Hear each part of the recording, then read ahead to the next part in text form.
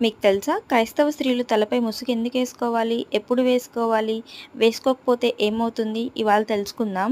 పౌలు గారు ఇలాగ మనకు కొరింథీయుల పత్రికలో చెప్తున్నారు. స్త్రీకి తల పురుషుడు, పురుషుడికి తల క్రీస్తు, క్రీస్తుకి తల యెహోవా దేవుడు.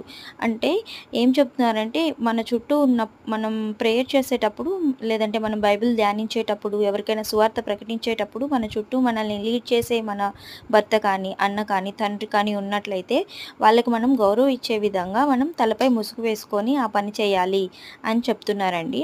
దాంతో ఏమవుతుందంటే మనం ఇండైరెక్ట్‌గా యెహోవా దేవుడికి మనం గౌరవం ఇచ్చినట్లు అని చెప్తుంది. ఒకవేళ ముసుగు వేసుకోకపోతే అది దేవుడిని అవమానించినట్లు, గుండు కొట్టుకోవడంతో సమానం అని చెప్పి చెప్తా ఉన్నారు.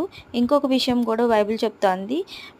పురుషులు దేవునికి ప్రతిబింబంగా ఉండడంతో వాళ్ళెప్పుడు కూడా ముసుగు వేసుకోకూడదు అని బైబిల్ చెప్తుంది.